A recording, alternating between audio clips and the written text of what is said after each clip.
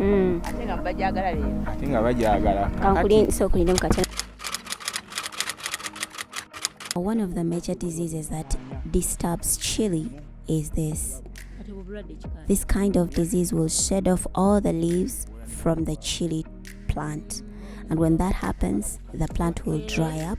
It will no longer produce fruits. When that disease comes, it is really dangerous. It can cause you a big loss. The only way to prevent this is to uproot the affected plant and throw it away or burn it. This disease can be spread from one plant to another. That's why it's important for you to uproot it when you see it in your garden.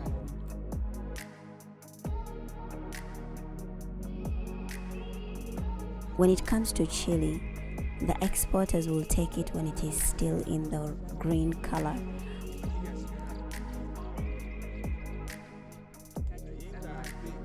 When chili turns red, the exporters will not take it on the market. The market for red chili is very, very little. It's only once in a while when you get someone who wants red chili, but most people take it when it is still in the green form. We asked him whether chili is not affected by any other disease, and he told us that chili is affected by black spots. That black spot is spread by the fruit fly. When the fly comes into your crop with black spot, that spot will affect your crop, and from that crop it can spread to another crop again by the help of the fly.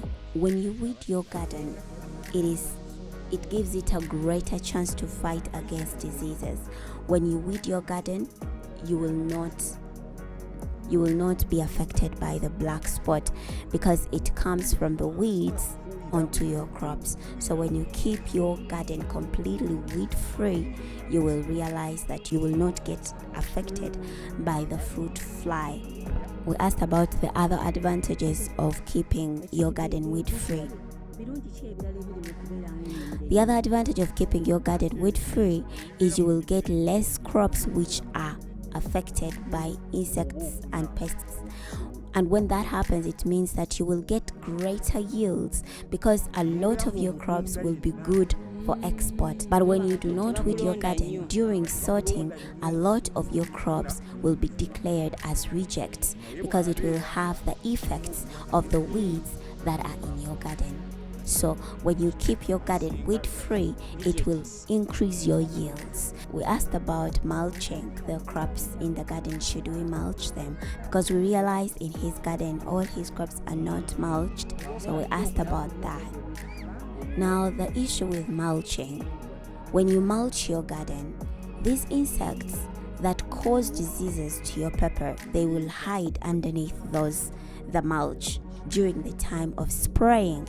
So by the time it clocks 9 o'clock and you have already sprayed your garden, those insects will crop up from underneath the mulch and they'll come back to your crops, making it hard for you to get rid of those insects.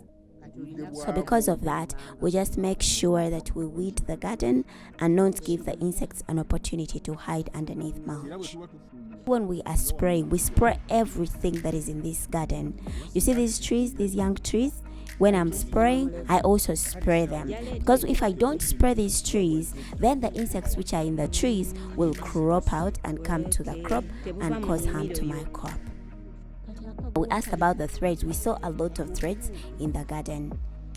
These threads, they help me separate this garden. I can demarcate and know that I have worked on this garden. Now you see this garden, when you see up there, you will see a thread. And that is the side where we harvested last time.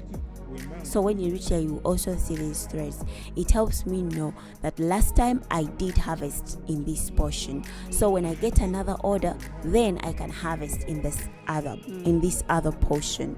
But also when I'm spraying, these threads help me. If I spray that side, then I will know that next time I'm coming to spray this other side.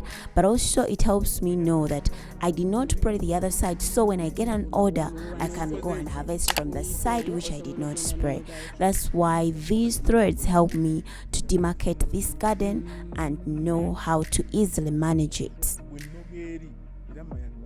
because you cannot spray this whole plantation all at once.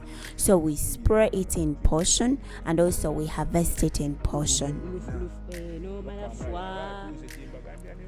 Those portions, they will help us to harvest throughout the season without harvesting crops that are still having chemicals in them, and also without harvesting crops which have disease. But also when you have a portion that is having a particular disease affecting them, I demarcate that portion so that I can heavily treat that portion. That is how these ropes help me in this garden.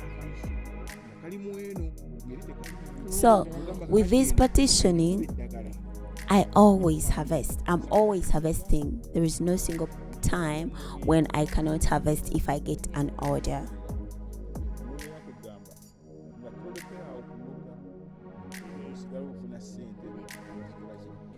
We asked about the land.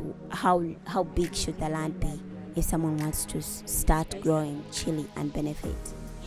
Now when it comes to growing, anyone can grow. Even if you have a small portion of land, you can grow. Someone with half an acre can grow, and they can take care of their crops, and they can be able to make a profit. That's why I advise you to grow in a big place, at least 1 acre, for you to benefit. It also makes it easy for you to get a market.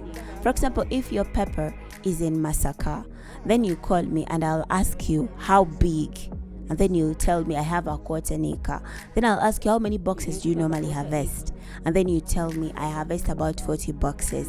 Now it's hard for me to come to Masaka to buy your crops unless if there are other farmers in that same area from whom I'm going to pick pepper. Then I will know that if I drive my car and come to Masaka and take 100 boxes, it's good enough for me to be able to fulfill the orders that I have. But if there is just a few boxes, it's hard for me. Now if you choose to grow and deliver by yourself, a few boxes, like 8 boxes worth 80,000, won't even be enough to cater for your transportation from the garden to the company. Now when you get these small returns, when you go back, you will just get exhausted and you'll slash away all the pepper. Now we got some people here who love to grow this crop. Now you see the other side up there where you see that gentleman walking, that's hot pepper. But also that place died off. It produced those tiny fruits. When we leave from here, you'll be able to see it too. I have a lot of farmers that I work with, farmers that love doing this, that are doing an incredible job. You will see them. You will see the pepper that they have produced. Their pepper has been delivered at my collection center. You will see it. They have produced about 50 boxes together. So that was our part 6. Next time we're going to be doing part 7.